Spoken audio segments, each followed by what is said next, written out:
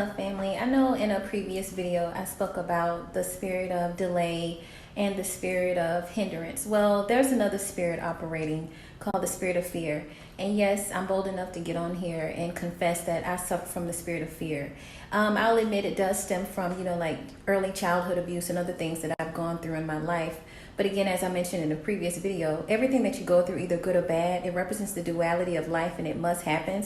And, it's a part of your soul's purpose and your journey. But in order to overcome certain things, you have to confess certain things. So I'm confessing that the spirit of delay and hindrance is over my life, and the spirit of fear. And why am I doing this? To combat it. Just like if you have negativity in your life, it's no reason to keep thinking negative because you're just feeding it. Instead, just think positive to combat it. So yeah, today let's come against the spirit of fear. Okay, let's bind and rebuke it in the name of Jesus. Boom. So this is a video that I wanted to say for married couples. I know a lot of marriages are under attack, and I'm not married. I've never been married, but I do desire to be a wife one day. And yes, I'm traditional. I do follow the Bible and the Quran. I do believe that, a man has a certain role to play and a woman has a certain role to play. And I think being submissive is very beautiful.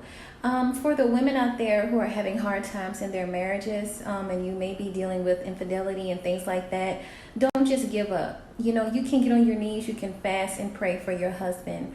I believe that that's an art that's lost in today's marriages. And I feel that if God has given you the person that he has ordained for you, then you should stick to that. Honor those vows that you've taken.